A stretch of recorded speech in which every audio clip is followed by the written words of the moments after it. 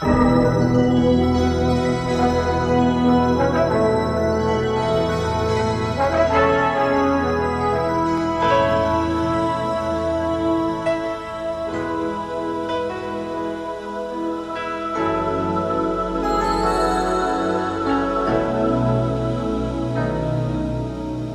comes a time when we heed a certain call, when the world must come together as one.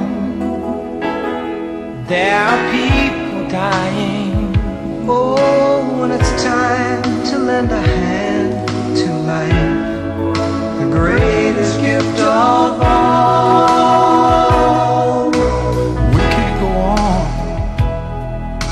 pretending day by day that someone somewhere will soon make a change. Ο Δήμος μας δεν θα μπορούσε να μείνει αμέτωχος και να μην προσπαθήσει να συμβάλλει στη λύση ενός προβλήματος που υπάρχει σήμερα με ανθρώπους που έγιναν νεόπτωχοι. Έτσι λοιπόν αποφασίσαμε να μαζέψουμε τρόφιμα και ζητήσαμε τη συμπαράσταση όλων των δημοτών μας σε αυτή την προσπάθεια και χαιρόμεθα γιατί πράγματι υπήρξε μεγάλη ανταπόκριση. Η κοινωνική μας υπηρεσία θα προσπαθήσει και θα βοηθήσει όλους όσους έχουν ανάγκη και έχουν δηλώσει το πρόβλημά τους. Να ξέρουν δε ότι θα μπορούν από σήμερα να το δηλώνουν ώστε να είναι και εκείνοι μέτοχοι σε αυτό που γίνεται.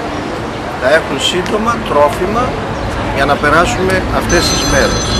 Και να ξέρουν και οι δημότες μας ότι μπορούν να στείλουν ή να φέρουν τρόφιμα στην κοινωνική μας υπηρεσία ώστε να μπορέσουμε να βοηθήσουμε συνδημότες μας που έχουν ανάγκη.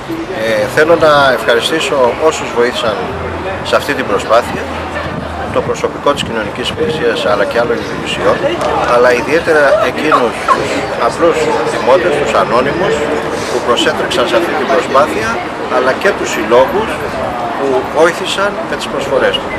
Να ξέρουν ότι όλα θα πιάσουν τόπο. Ευχαριστώ.